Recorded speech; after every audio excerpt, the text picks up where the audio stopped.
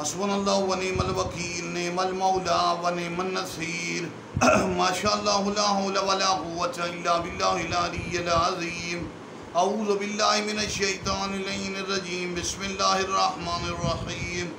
الحمدللہ رب العالمین، الصلاۃ والسلام علی سیدنا و نبینا و طبیب قلوبنا و شفیع ذنوبنا بالزہراء محمد المصطفیٰ وعلی اہل بیت الطیبین الطاہرین المعصومین، لا سیما امامنا المنتظر والحجۃ الثانیہ شاہ روحی وارواح العالمین لتراب مقدمہ الفداء۔ اما بعد فقد قال الحسین علیہ السلام ان صحابی اوفا من صحاب جدی و ابی۔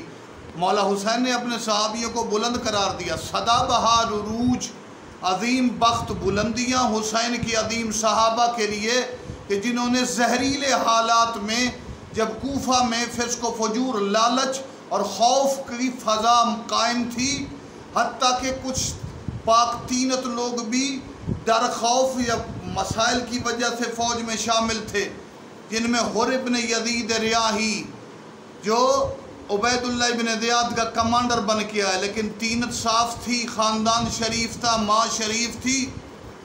اس زہریلے ماحول سے بھی نکل کے حسین ابن علی کے پاس آ گئے۔ واقعات زیادہ طویل کلپ نہیں بنانا۔ جیسے کربلا وارد ہوئے، پہلے حسین کا راستہ روکا، لیکن وہاں سے ہی وفا کی کیفیت بلند ہوئی۔ دشمن لشکر میں ہے لیکن نماز کا وقت آیا تو کہا گیا بے شک مخالف ہیں، حسین کے پیچھے نماز پڑھیں گے۔ اور جب روکا تھا تو مولا نے، جب اس نے روکا، مولا نے کہا خدا تیری ماں تیرے غم اور تیرے غم میں روئے۔ کہا میں یہ جواب نہیں دے سکتا، یہ اندر کی شرافت اور حیا تھی اور کی کہ اب فاطمہ کا نام نہیں میں لے سکتا۔ اندر سے صاف اور شریف تھا کہ 10ویں کی رات پھر حسین سے ملحق ہوا۔ جیسا کہ روایات میں ہے کہ 32 افراد ایرانی بھی اسی رات کو آئے، پھر صبح جناب حر جہنم سے جنت کی طرف آ گئے۔